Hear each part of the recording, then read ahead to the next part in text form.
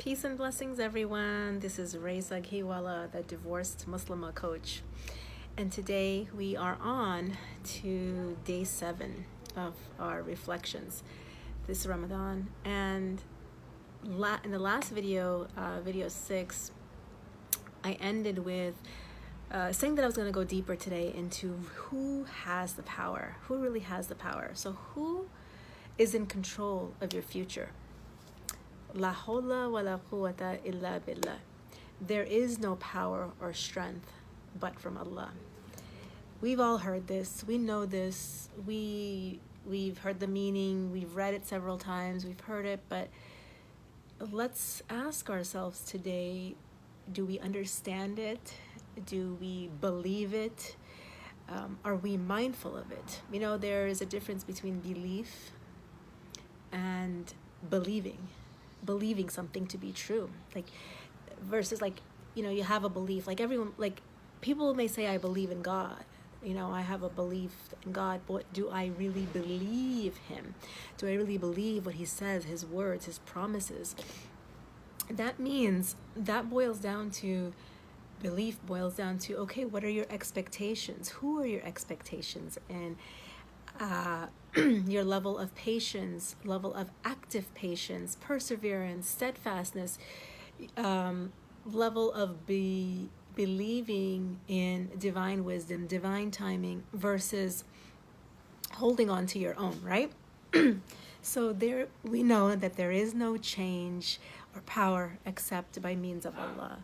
We know that there is no transformation or strength except through Allah. That there is neither progress nor might except through Allah. And Allah does not change the situation of a people. We know that too, right? And in the Quran, in chapter 13, verse 11, Allah subhanahu wa ta'ala tells us, for each one are successive angels before him and behind him who protect him by the decree of Allah. Indeed, Allah will not change the condition of a people until they change what is within themselves. So what does that translate into for me and you? How can we expect Allah to change our situation without first digging deep within ourselves, in our heart, and asking, what is it that we really do believe? Do we really believe that Allah has the power like he says he does, like he tells us in the Quran? Do we really hold that in our hearts? Do we carry that around with us? In a way that Prophet Musa, peace be upon him, did when he was standing at the sea and he has a great superpower charging it towards him, and he has all of his people with him who are freaking out and saying, look, you brought us to our death. This is the end of us. We are all going to die here. And they're blaming him. They're coming down on him. And what does he do? Like, his level of conviction is like, nope, without a doubt, I know that my Lord is with me. I know that he has my back. And he knew that, like, with such conviction. And Allah showed up that way for him and saved him and protected them. You know, belief like that, when we have belief like that in our heart, then the action upon that belief needs to be there, needs to reflect it. And that's part of our belief system, right? Really, it goes back to what are we doing here? We all know that we're here on earth and we're on this journey back to our original home, to go back to our original home. There is a hadith that the Prophet, peace be upon him, used to make this dua saying, "O Allah, to you I have submitted, and in you do I believe, and in you I put my trust. To you I turn, and for you I argued. O Allah, I seek refuge with you through your power. There is none worthy of worship except you alone. That you safeguard me against going astray. You are the ever-living, the one who sustains and protects all that exists, in one who never dies, whereas human beings and jinn will always die." And that's a powerful hadith as well. And when we reflect and look at that dua of Prophet Muhammad, peace be upon him, and what he is saying in there, that utter reliance and trust that without you, nothing happens. And we all know that. We have all heard it, but where does it sit in our heart? Is the question and the reflection for today, really. We know where the power comes from, but do we really believe it? Do we own it? Do we show up that way, the way Prophet Musa did?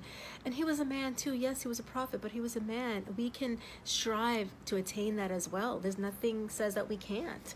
And that's why we have their examples as inspiration.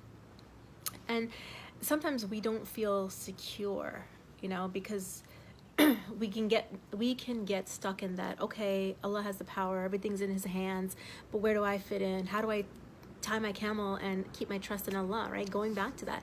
And sometimes we don't feel secure until we are tying our camel. But what if how to tie our camel is not apparent, or Allah doesn't put that in our path? Sometimes it can feel really insecure not doing something. And how can we still have the trust in Allah and doing the right thing rather than doing anything or something, and still feel secure that he's still going to come through for you? It's sometimes tying your camel means doing nothing, means waiting, means patiently waiting with beautiful patience, such as Prophet Yaqub did when he was patiently enduring the loss of his son, Prophet Yusuf. And when Aisha radiallahu anhu was patiently waiting with beautiful patience for her name to be cleared. Sometimes that is tying your camel, waiting for the right insight to come, waiting for clarity to come, right? Instead of running around in a frenzy, I have to do this, and I have to do that, and then I feel okay, I'm doing my part. And it can still feel very stressful. And why is that? Because it's very exhausting. Okay, if I do this, then I will be doing my part. If I do this, then I will be doing my part. And I'll give you a good example. And I know I've mentioned this example many times, but when I had to make the decision of what the right thing was for my children, in terms of where my boys are going to live, I was still holding on to, I know what's best for them. I was holding on to, I was not letting go to letting Allah decide what is best for them.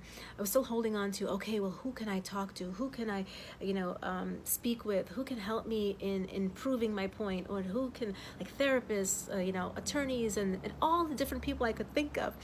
And making phone calls, waiting to hear back from this person. It was a frenzy of stress and overwhelm. And where is this going to lead? And until I realized that there is a comfort in waiting for the right thing to appear, waiting for clarity to come with a quiet mind, with the insight to tell you what is your right next step or move in this process of trusting. So, rather than just doing anything, and to the outside world, it could look like, well, you're not doing anything. You're not doing something. You're not doing your part. You can't just sit around and wait for Allah to do something. You have to do your part too. And it could look like to people on the outside, well, you're not doing anything because you're not in a frenzy, freaking out or panicking or doing things. People expect you to do certain things, but waiting to know what the right thing to do is tying your camel as well. So what I invite you to ask yourself is, what do you really believe? Do you really believe that Allah has the power? And to what extent? Think about situations in your own life.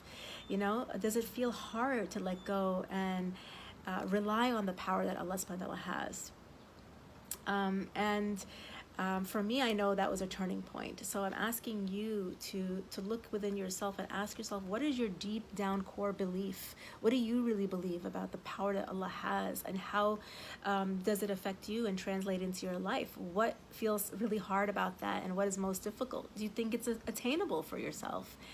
And in my next video, I am going to be talking about how when we have this understanding of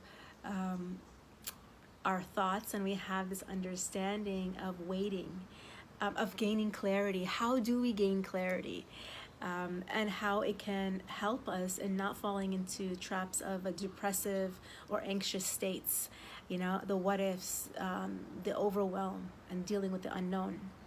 I can't wait to hear your insights, your breakthroughs, your reflections. Share in our group, and I will talk to you guys all soon. Take care, peace and blessings.